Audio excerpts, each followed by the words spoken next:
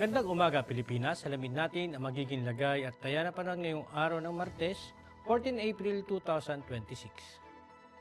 Para sa ating synoptic situation, ang ating minomonitor na bagyo sa labas ng ating Philippine Area of Responsibility na si Super Typhoon with international name Sinlaku ay huling namatan kaninang alas 3 ng umaga sa layong 2,455 km east ng southeastern Luzon. Ito ay may taglay na hangin na 205 km per hour malapit sa gitna at may pagbugso na umaabot ng 250 km per hour.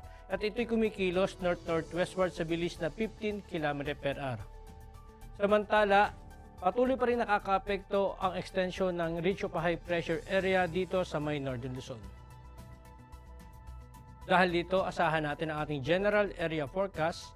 Ang buong Luzon, partikular na dito sa Metro Manila, buong Visayas at sa Mindanao ay makakaranas ng mainit at malinsangang panahon, bahagyang maulap hanggang sa maulap na kalangitan na may pulo-pulong pag-ulan, pagkidlat o pagkulog, lalo na sa dakong hapon o gabi, dulot ito ng mga localized thunderstorm.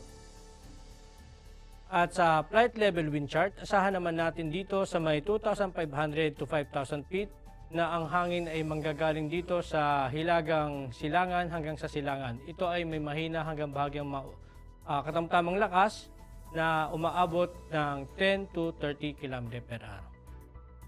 Samantala dito sa 10,000 to 18,000 feet, asahan naman natin ang hangin ay manggagaling dito sa kanluran hanggang sa timog kanluran at asahan natin ang hangin ay umaabot ng 20 to 50 km per hour at ito ay may katamtaman hanggang malakas na hangin. Para naman sa impact sa flight operation, dulot nga ito ng Ridge of High Pressure Area, ang Metro Manila at natitirang bahagi ng ating bansa, ang main hazard ay subsiding air masses na magre-resulta ng mga stable condition or fair weather. Asahan naman natin ang impact nito sa ating rotary, generally favorable naman ang condition at asahan naman natin ang magandang visibility at mga mahihinang hangin. Ideal ito para sa mga low-level operation. Sa fixed wing naman, asahan naman natin ang generally smooth condition, isolated light turbulence possible lalo na sa hapon dahil sa mga convection o mga localized thunderstorm.